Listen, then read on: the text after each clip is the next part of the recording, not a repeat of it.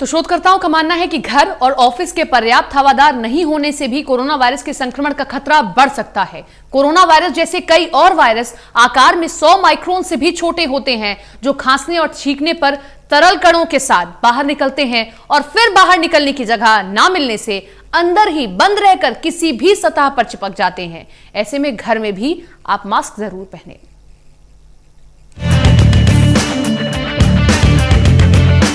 Corona virus फैलता ही जा रहा है। इस पर काबू पाने का अभी तक कोई भी तरीका तो नहीं मिल पाया है, न ही इसकी वैक्सीन भी तैयार हो पाई है। लेकिन शोधकर्ता ऐसी सावधानियां जरूर बताते रहते हैं जिससे इससे बचाव किया जा सके।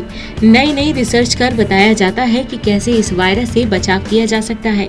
एक ऐसी ही रिसर्च और सामने आ रही है जिसमें बताया जा रहा है कि घर और ऑफिस के पर्याप्त हवादार नहीं होने से भी कोरोना वायरस के संक्रमण का खतरा बढ़ सकता है।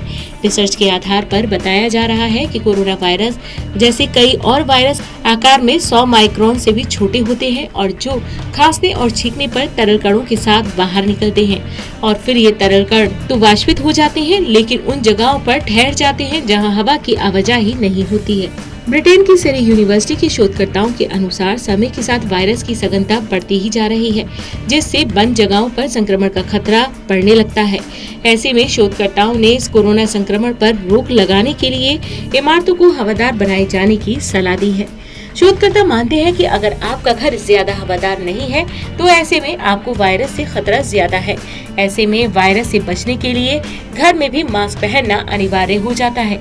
एक अध्ययन के मुताबिक अगर कोई व्यक्ति संक्रमित होता है और लक्षण दिखने से पहले से मास्क लगातार पहना जा रहा है तो ऐसे में वायरस के प्रसार को 79% तक रोका जा सकता है। वहीं दूसरी ओर चीन के बीजिंग रिसर्च सेंटर के शोधकर्ताओं का कहना है कि हालांकि लक्षण उभरने के बाद इस उपाय को बचाव में कारगर नहीं पाया गया है, लेकिन वायरस की चपेट में आने से पहले ही मास्क लगाने से वायरस पर एक हद तक काबू पाया जा सकता है, क्योंकि अध्ययन में पाया गया है कि ज्यादातर लोग परिवारों से संक्रमित हुए थे और फिर यहीं से एक व्यक्ति से दूसरे में कोरोना का प्रसार हुआ था। Special desk total news.